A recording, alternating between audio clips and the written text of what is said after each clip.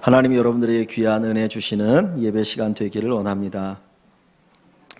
우리가 다른 사람의 지갑을 여는 게 쉽지 않죠. 요즘처럼 빡빡한 시대에는 지갑을 여는 게 더 힘듭니다. 사람의 지갑을 열기 위해서는 마음이 움직여야 합니다. 마음이 움직이지 않으면 내가 부자고 돈이 많아도 결코 지갑을 열지 않습니다. 마음을 움직이기 위해서는 두 가지가 필요한데, 첫째는 불쌍히 여기는 마음입니다. 내가 불쌍히 여기면 나의 지갑을 열게 되어 있습니다. 내가 좀 힘들고 어려워도 나보다 더 힘들고 어렵고 불쌍한 사람을 보면 뭔가 좀 도와줘야 되겠다 하는 마음이 생기니까 지갑을 열어서 돕게 됩니다. 보통 1년에 한두 번씩 TV에서 아프리카의 그 아이들을 이렇게 이제 보여주면서 배고프고 굶주리고 병든 아이들을 위한 모금을 하게 되어지죠. 그럼 유명 연예인이나 아니면 유명한 분들이 가서 거기 며칠 동안 있으면서 돌봐주는 것들을 쫙 보여주면 도와주고 싶은 마음이 생기는 거예요. 나도 힘들지만 저렇게 불쌍한데 내가 좀 도와줘야 되겠구나. 그래서 ARS 누르고 매달 3만 원씩, 3만 원이면 한 달을 살 수 있다고 하니까 좀 도와줘야 되겠다. 그게 불쌍히 여기는 마음이 사람의 지갑을 열게 합니다. 두 번째는 만족해하거나 감동을 줄 때, 내 마음에 감동이 오고 정말 흡족할 때 우리는 지갑을 열게 됩니다. 오래전에 정주영 현대 회장의 안마를 해주시는 분이 있었는데, 그분이 그런 이야기를 합니다. 그게 이제 안마를 하고 그 집에 들어가면 그 머리맡에 이렇게 돈꾀가 있대요.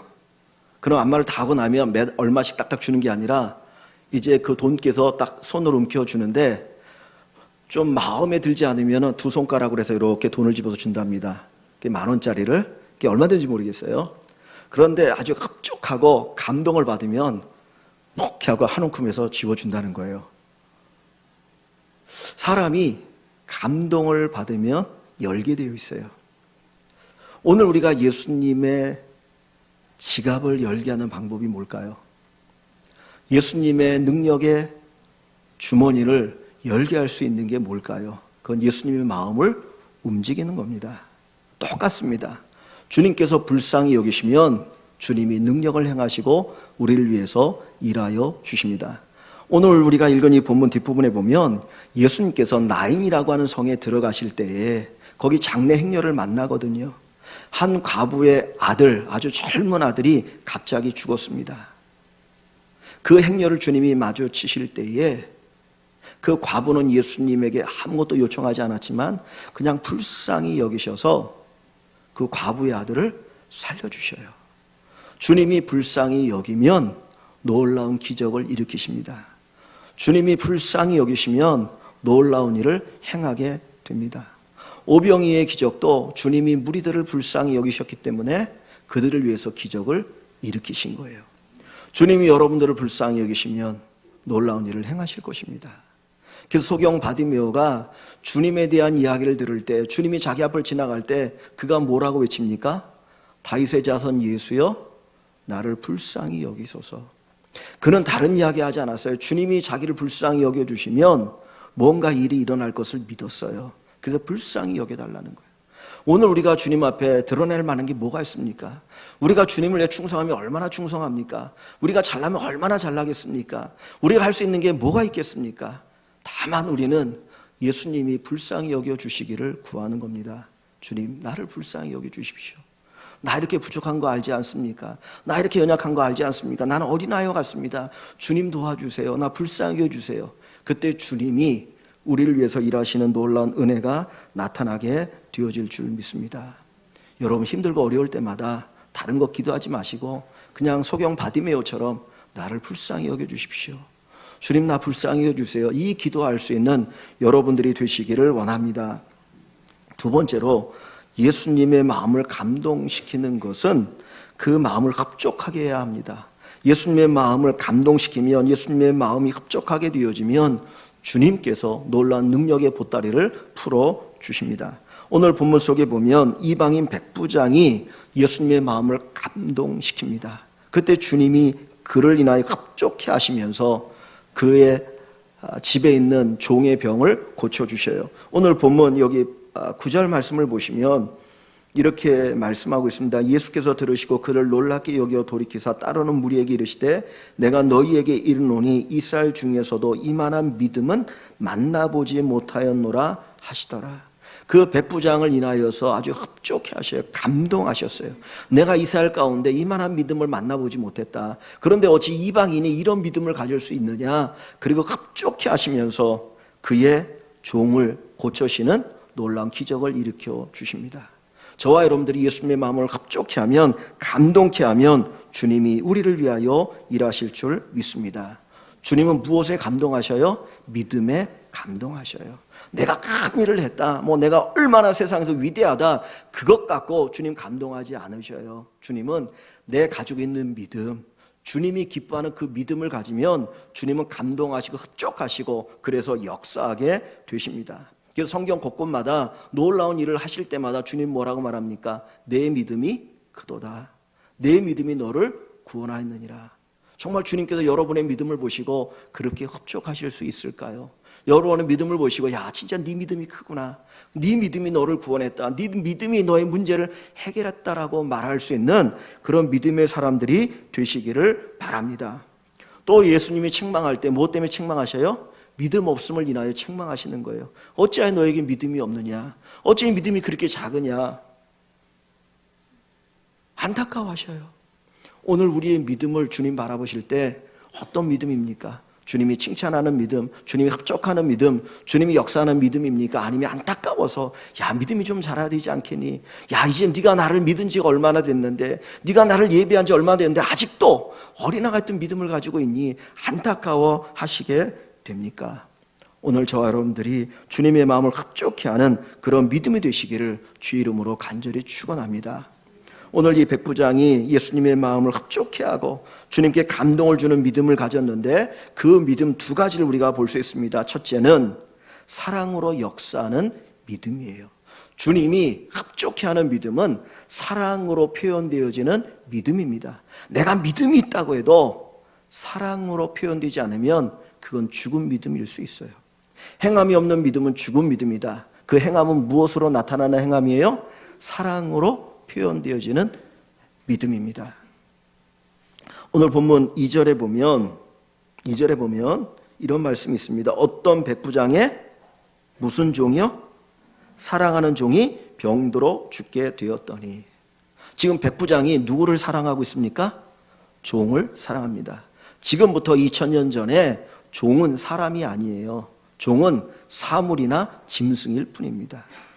돈으로 사고 파는 존재가 이 종이고 노예거든요. 그런데 이 이방의 백부장, 로마의 백부장이 그 종을 사랑했다는 거예요. 즉 사랑할 수 없는 존재를 사랑했다는 거죠.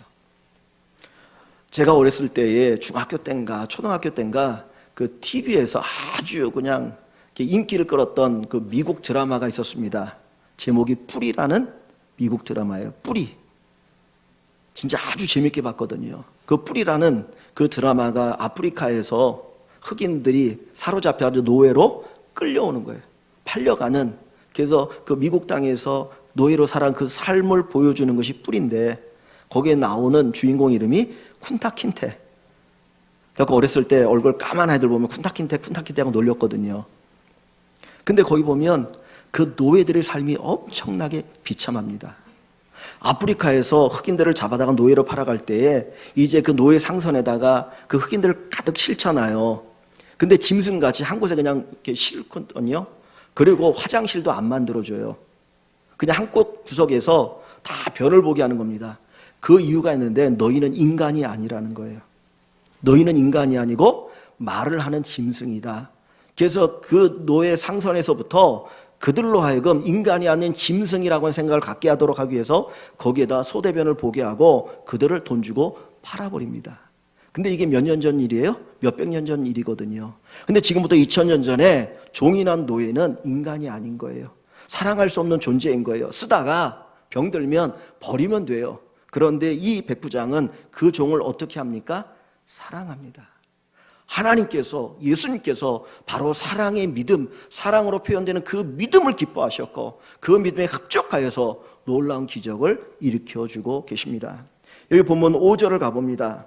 5절에 가보면 유대 장로들이 이런 예수님에게 이런 이야기를 해요. 그가 이 로마의 백부장을 가리켜요. 그가 우리 민족을 뭐하고 사랑하고 또한 우리를 위하여 회당을 지었나이다.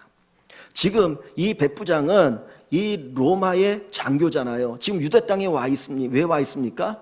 지금 유대 땅이 로마의 식민지거든요. 자꾸 폭동이 일어나니까 억압하기 위해서 여기에 와 있는 사람이에요. 그러면 이 유대의 장로들 입장에서 그 백부장은 어떤 사람입니까? 아주 적대적인 존재인 거예요. 저놈이 우리를 못 살게 울고 있고 저놈들 때문에 우리가 이렇게 고난당한다고 생각하는 겁니다. 마치 우리가 일제에 억압을 당할 때 그 일본 순사들을 바라보는 시각과 같을 수 있다는 거예요. 얼마나 그들을 향한 편견이 있습니까? 피해의식이 있습니까? 사실 유대 장로들은 이 로마 백부장에 대해서 엄청난 피해의식을 가질 수 있거든요. 그들 때문에 우리는 불행하다. 그런데 이 유대 장로들의 입에서 나온 말이 뭡니까? 5절에 그가 우리 민족을 사랑했다는 거예요. 웬만큼 사랑해서는 이런 이야기를 할 수 없어요. 정말 뜨겁게 사랑하니까 비록 내가 점령군 군인으로 이 땅에 와 있지만 이 유대 백성들을 사랑했기 때문에 이 유대 장로들이 볼 때 야 정말 저 사람은 우리를 사랑하는 사람이구나, 저 사람 우리를 한없이 사랑했구나, 이 고백을 드리게 된다는 거예요.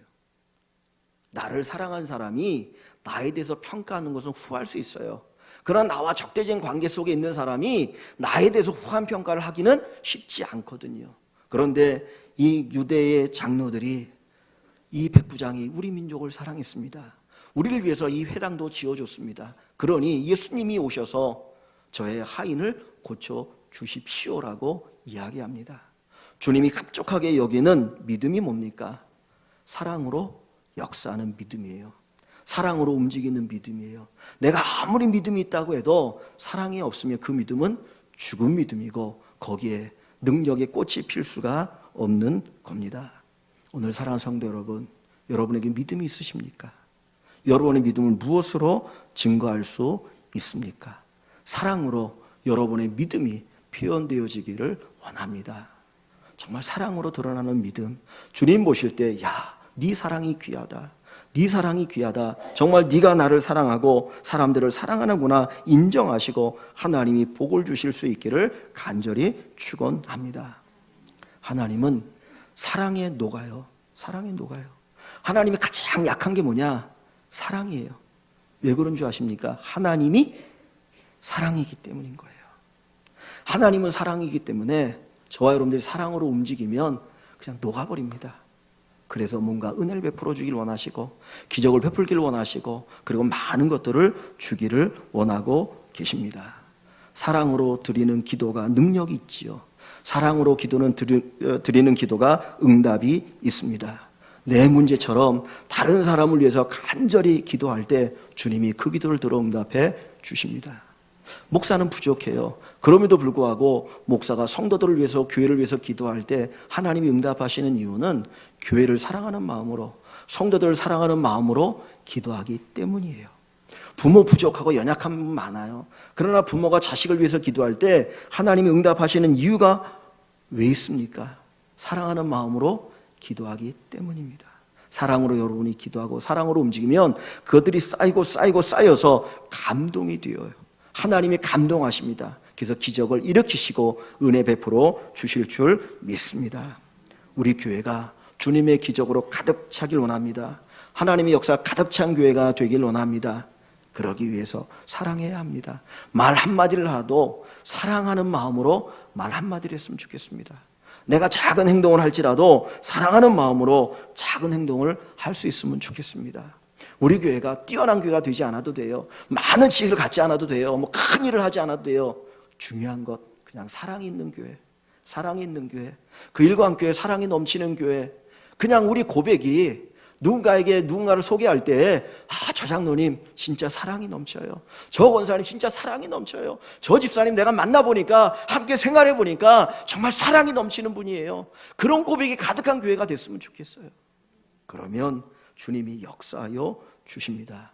사랑으로 드러나는 믿음이 되어서 주님 감동하시기를 주의 이름으로 간절히 축원합니다. 두 번째로 이 주님의 마음을 감동케 하는 믿음은 하나님의 절대성을 믿는 믿음입니다. 예수님께서 이제 유대 장로들과 함께 백부장의 하인을 고치기 위해서 그 집을 향해 가고 있었습니다. 그 이야기를 들은 이 백부장이 자기 친한 벗들을 다시 예수님께 보냅니다. 그러면서 그 예수님을 향해서 이렇게 얘기해요. 자, 6절 말씀을 봅니다. 6절부터 8절 말씀을 보겠습니다. 6절부터 8절.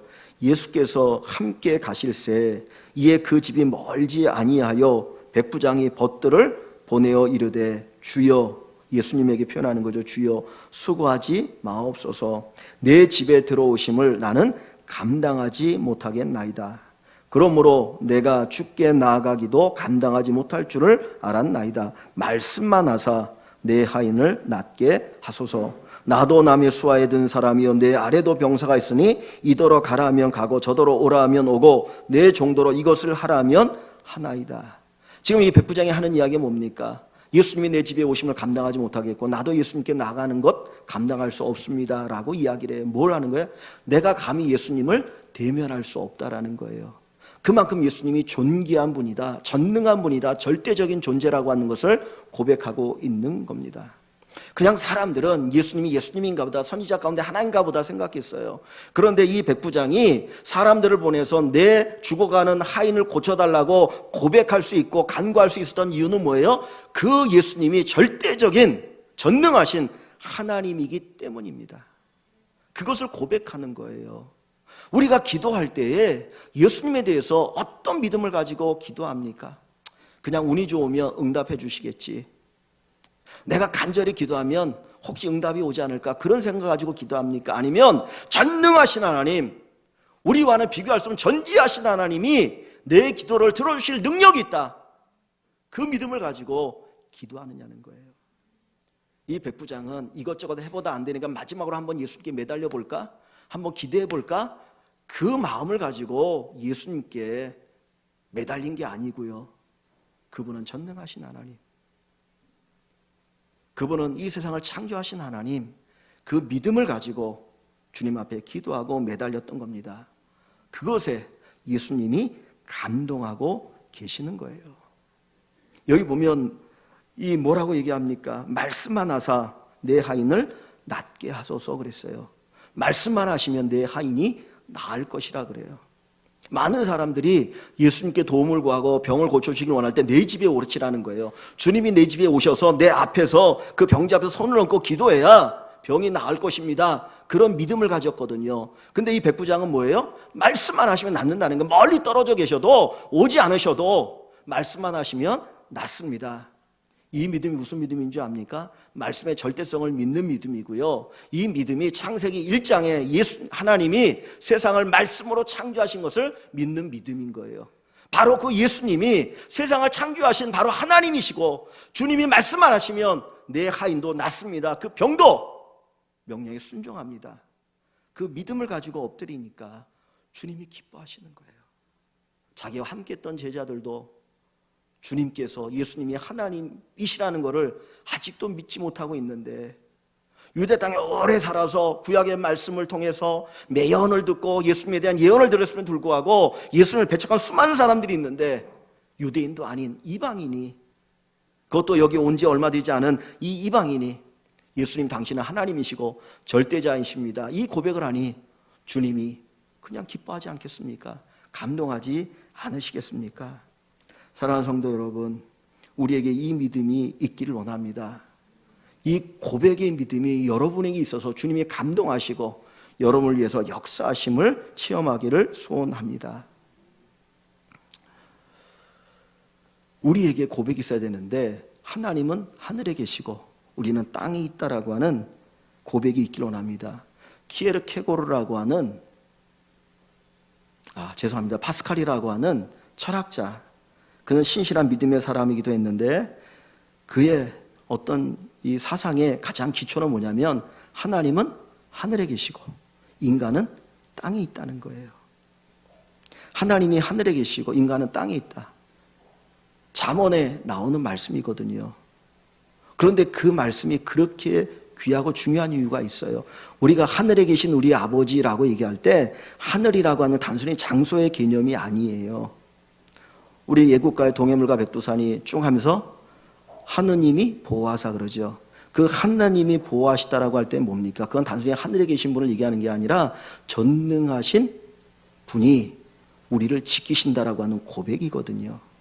그래서 하나님을 하나님이라고 이제 천주교는 표현하지만 우리는 유일신이신 하나님을 표현하기 위해서 하나님이라고 이제 쓰고 있죠.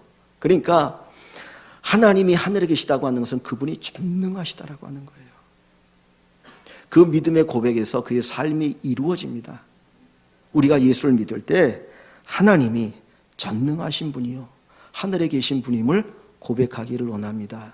그래서 주기도문을 외울 때마다 하늘에 계신 우리 아버지, 전능하신 내 아버지, 전능하신 내 아버지, 이 고백이 가득가득하기를 간절히 축원합니다. 하나님의 절대성, 말씀의 절대성이 우리에게 능력으로 나타납니다.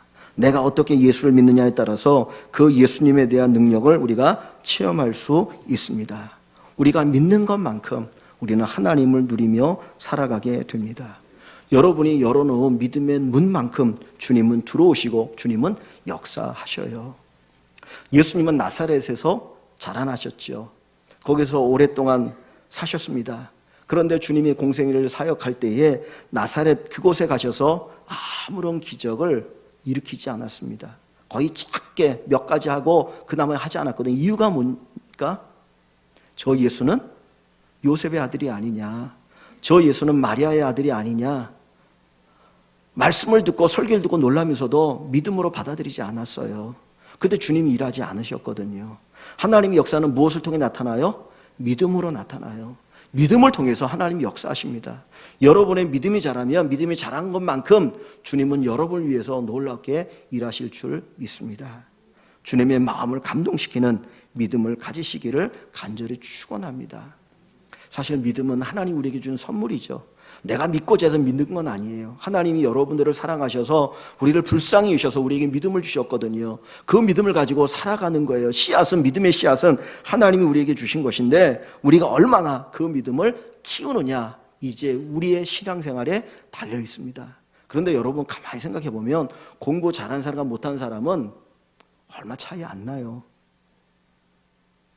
몇십억짜리 연봉을 받는 운동선수나 진짜 몇천만 원 받는 운동선수나 따지고 보면 얼마 차이 안 나요. 근데 그 차이가 그들의 인생을 확 바꾸거든요. 믿음이 좋은 사람과 믿음이 나쁜 사람 별 차이 안 납니다. 왜? 믿음의 씨앗이 누구에게 준 거예요? 하나님 우리에게 주신 거거든요. 믿음의 씨앗은 하나님의 것이기 때문에 얼마 차이 안 날 수 있어요. 중요한 건 내가 갈망하는 마음, 주님을 갈망하는 마음이 있으면 주님의 감동하는 믿음이 되어지고 그 믿음을 통해서 하나님이 역사하여 주십니다. 하나님의 절대성을 믿는 믿음, 사랑으로 역사하는 이 믿음을 가지고 살아가신 저와 여러분들이 되어서 하나님이 오늘도 우리를 도우시고 우리를 위해 일하시는 것들을 경험하는 귀한 성도들 되시기를 주의 이름으로 간절히 축원합니다.